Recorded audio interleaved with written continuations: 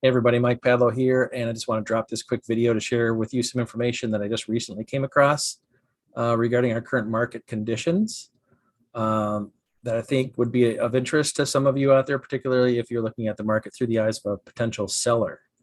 The moral of the story is, of the recent data that has been released, is that it's still basically a seller's market. In spite of what we've been hearing lately, that the market is shifting noticeably, and it is, towards a more balanced or normal market. The current information tells us it's not quite there yet. So let me share my screen, and I'll show you what I'm getting at. That's not the one. That's the second one. Hold off on that one. This is the one I want first.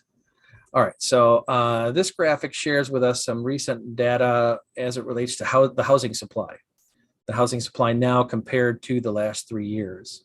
This blue bar shows us that our current housing supply compared to the same time in 2021, this was from first week of October, this tells us that the current housing supply is about 32% higher than it was at this time last year. So there's your evidence that the market is moving towards a normal or balanced condition. Compared to 2020, it's about the same as it was at this time in that year. And this is the significant bar to look at. This is 2019. This is a comparison, housing supply now compared to October 2019. And so this tells us that our current supply is about 41% lower than it was same time 2019. This is significant because 2019 was the last time we had a balanced or normal-ish market. So we're far below a housing supply that we would normally have in a balanced market. Kind of adding to this idea is the second graphic I wanted to show you. This one addresses days on market, and it's just this is a trend, a timeline from 2018 till now. Well, close to now. This is August of this year. We don't have September, October numbers in this graphic.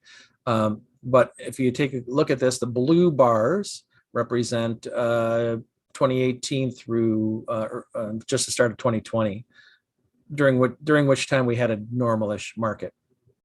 And although it did fluctuate, it would kind of average out, if you kind of put a line through the middle of this thing, at around 30 days for this time period that the blue bars represent. And that's fairly normal in a balanced market.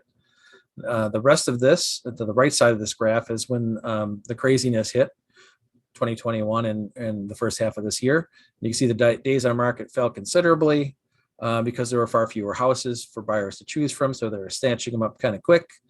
And the most recent data, August of this year, average days on market was only 16, which is pretty consistent with what was going on through most of 2021 and into early this year. So although the housing supply is improving, as indicated by this data, we're not quite back to normal, actually far from normal in terms of housing supply, and the days on market is reflecting that.